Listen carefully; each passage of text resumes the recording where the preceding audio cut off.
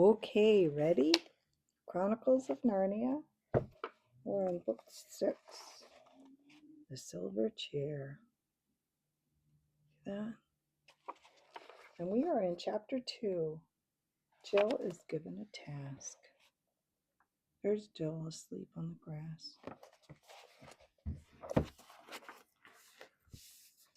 Chapter 2. Jill is given a task. Without a glance at Jill, the lion rose to its feet and gave one last blow. Then, as if satisfied with its work, it turned and stalked slowly away back into the forest. It must be a dream. It must, said Jill to herself. I'll wake up in a moment. But it wasn't, and she didn't. I do wish we'd never come to this dreadful place, said Jill. I don't believe Scrub knew any more about it than I do. Or if I did, he had no business to bring me here without warning me what it was like. It's not my fault he fell over that cliff. If he'd left me alone, we should both be all right. Then she remembered again the scream that Scrub had given when he fell, and she burst into tears. Crying is all right in its way while it lasts, but when you have to stop sooner or later, and then you have to decide what to do. When Jill stopped, she found she was dreadfully thirsty. She had been lying face downward, and now she sat up. The birds had ceased singing, and there was perfect silence except for one small, persistent sound, which seemed to come from a good distance away. She listened carefully and felt almost sure it was the sound of running water. Jill got up and looked around her very carefully. There was no sign of the lion, but there were so many trees about it that it might easily be quite close without her seeing it. For all she knew, there might be several lions. But her thirst was very bad now, and she plucked up her courage to go and look for that running water. She went on tiptoes, stealing cautiously from tree to tree and stopping to peer round her at every step. The wood was so still that it was not difficult to decide where the sound was coming from. It grew clearer every moment, and sooner than she expected, she came to an open glade and saw the stream, bright as glass, running across the turf a stone's throw away from her. But although the sight of the water made her feel 10 times thirstier than before, she didn't rush forward and drink. She stood as still as if she had been turned into stone, with her mouth wide open, and she had a very good reason. Just this side of the stream lay the lion. It lay with its head raised and its 2 forepaws out in front of it, like the lions in Trafalgar Square. She knew at once that it had seen her, for its eyes looked straight into hers for a moment and then turned away, as if he knew her quite well and didn't think much of her. If I run away, it'll be after me in a moment, thought Jill, and if I go on, I shall run straight into its mouth. Anyway, she couldn't have moved if she had tried, and she couldn't take her eyes off it. How long this lasted, she could not be sure, but it seemed like hours. And the thirst became so bad that she almost felt she wouldn't mind being eaten by the lion if she could only be sure of getting a mouthful of water first. If you're thirsty, you may drink. That was the first word she'd heard since Scrub had spoken to her on the edge of the cliff. For a second, she stared here and there, wondering who had spoken. Then the voice said again, "If you are thirsty, come and drink." And of course, she remembered what Scrub had said about animals talking in that other world, and realized that it was the lion speaking.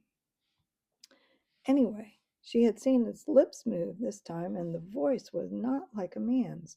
It was deeper, wilder, and stronger, a sort of heavy, golden voice. It did not make her any less frightened than she was before, but it made her frightened in a different sort of way. "Are you not thirsty?" said the lion. "I'm dying of thirst," said Jill. "Then drink," said the lion. Would you mind moving away while I do?" said Jill. The lion answered this only by a look and a very low growl. And as Jill gazed at its motionless bulk, she realized that she might as well have asked the whole mountain to move aside for her convenience. The delicious rippling noise of the stream was driving her nearly frantic. Will you, will you promise not to do anything to me if I come? Said Jill. I make no promise, said the lion. Jill was so thirsty now that without noticing it, she had come a step nearer. Do you eat girls? She said. I have swallowed up girls and boys, women and men, kings and emperors, cities and realms, said the lion. It didn't say this as if it were boasting, nor as if it were sorry, nor as if it were angry. It just said it. I daren't come and drink, said Jill. Then you will die of thirst, said the lion. Oh dear, said Jill, coming another step nearer. I suppose I must go and look for another stream then. There is no other stream, said the lion. It never occurred to Jill to disbelieve the lion. No one who had seen his stern face could do that, and her mind suddenly made itself up. It was the worst thing she had ever had to do, but she went forward to the stream, knelt down, and began scooping up water in her hand. It was the coldest, most refreshing water she had ever tasted. You didn't need to drink much of it, for it quenched your thirst at once.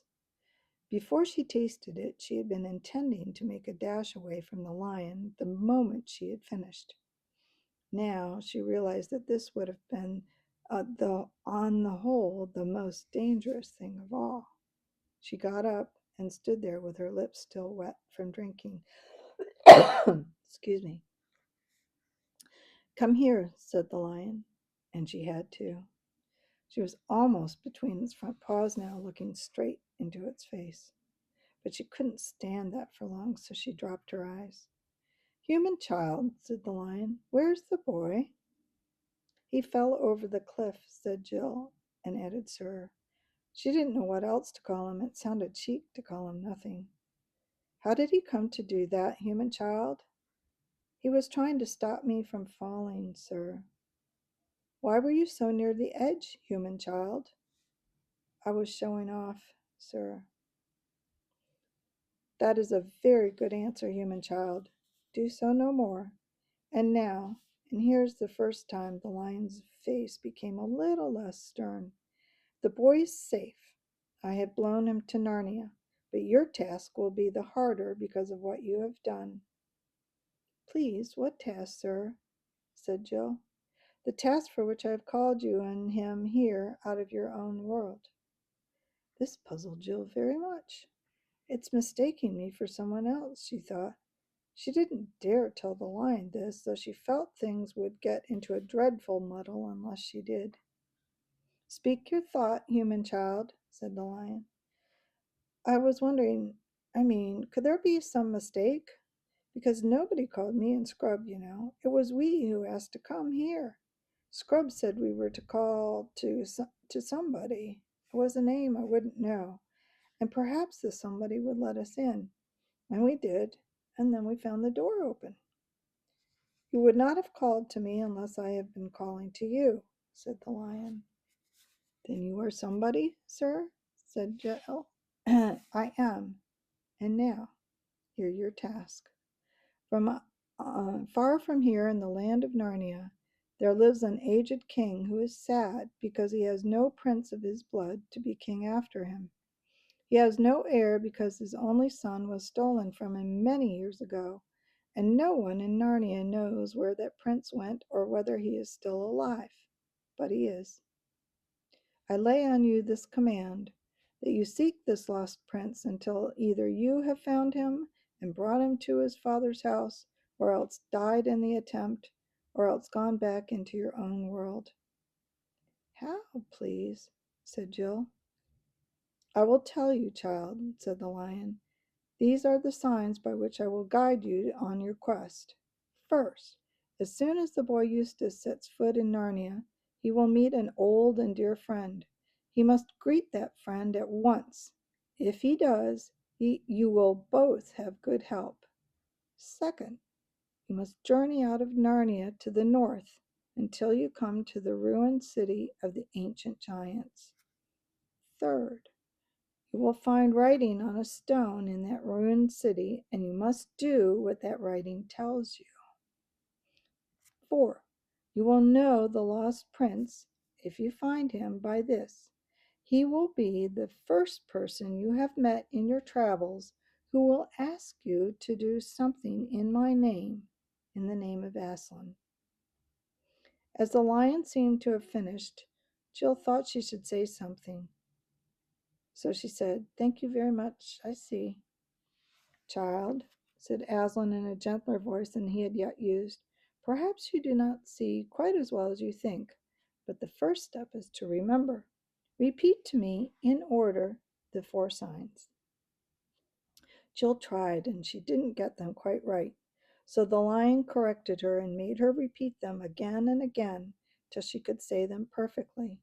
He was very patient over this, so that when it was done, Jill plucked up her courage to ask, "Please, how am I to get to Narnia?"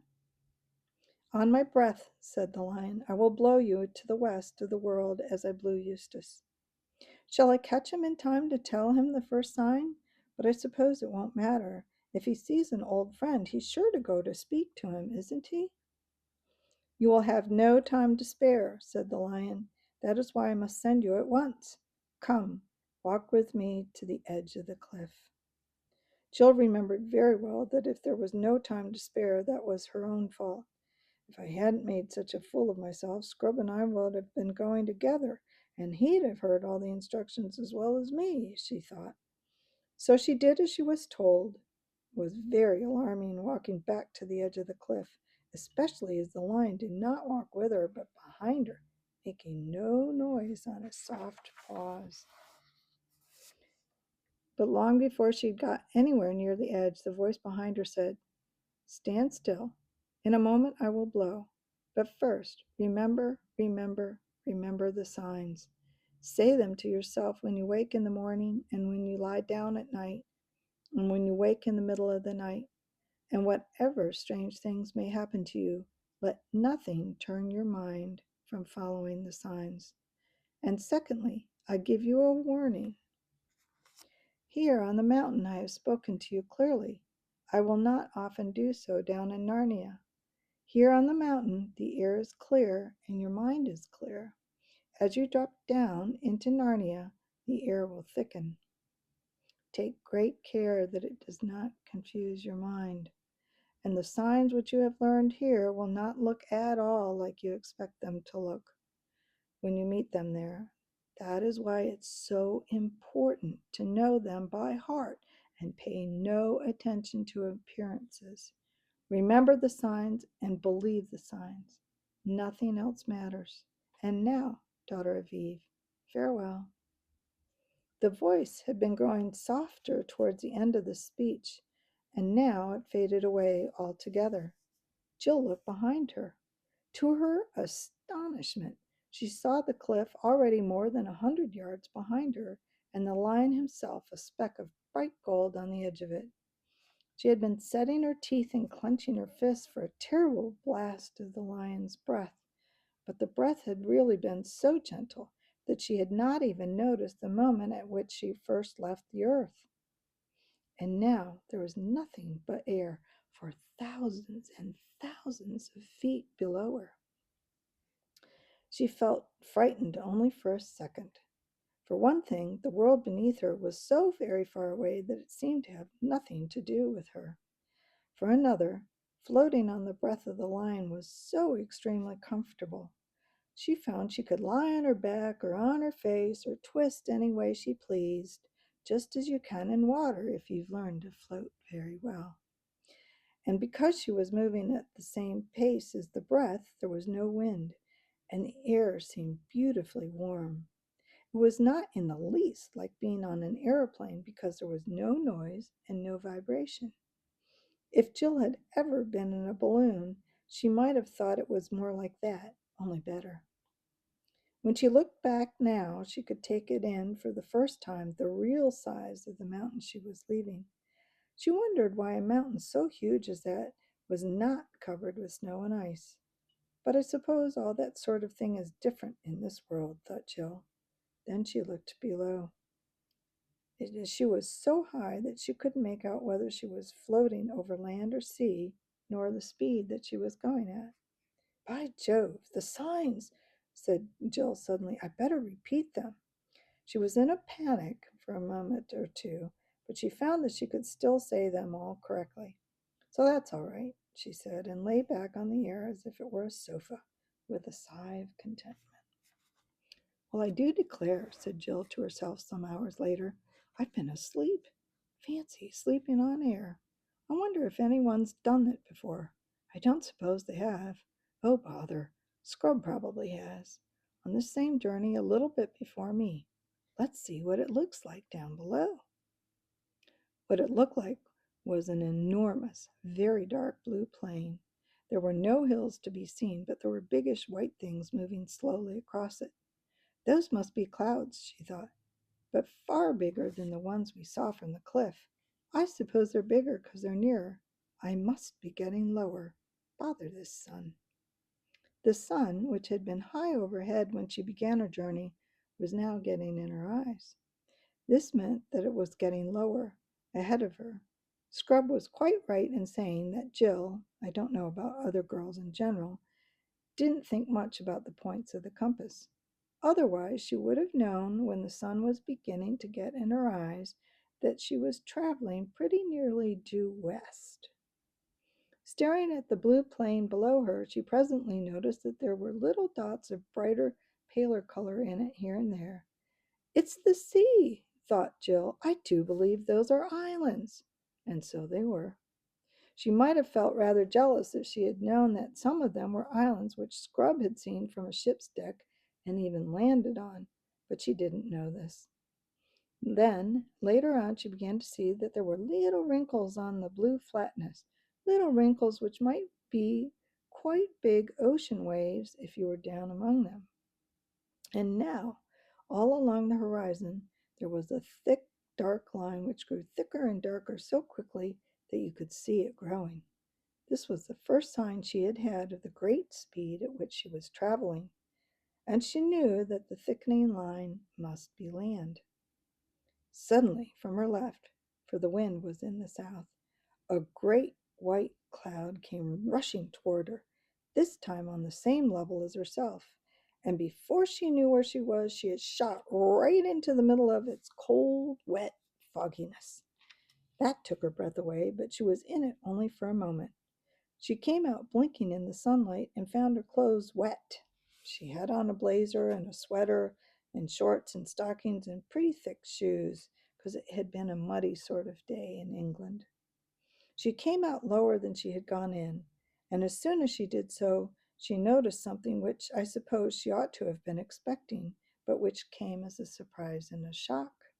It was noises. Up till then, she had traveled in total silence.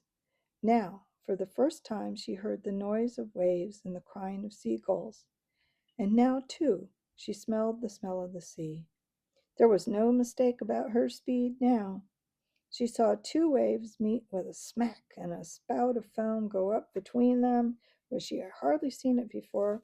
It was 100 yards behind her. She's traveling fast. The land was getting nearer at a great pace. She could see mountains far inland and the other nearer mountains on her left. She could see bays and headlands, woods and fields, stretches of sandy beach. The sound of waves breaking on the shore was growing louder every second and drowning other sea noises. Suddenly, the land opened right ahead of her. She was coming to the mouth of a river. She was very low now, only a few feet above the water. A wave top came against her toe, and a great splash of foam spurted up, drenching her nearly to the waist. Now she was losing speed. Instead of being carried up the river, she was gliding in to the riverbank on her left. There were so many things to notice that she could hardly take them all in. A smooth green lawn, A ship so brightly colored that it looked like an enormous piece of jewelry. Towers and battlements, banners fluttering in the air, a crowd, gay clothes, armor, gold, swords, and sound of music. But this was all jumbled. The first thing that she knew clearly was that she had alighted when standing under a thicket of trees close by the riverside, and there, only a few feet away from her, was Scrub. The first thing she thought was how very grubby and untidy and generally unimpressive he looked, and the second was, how wet I am. And there you go. Next time, Chapter 3, The Sailing of the King. Until then.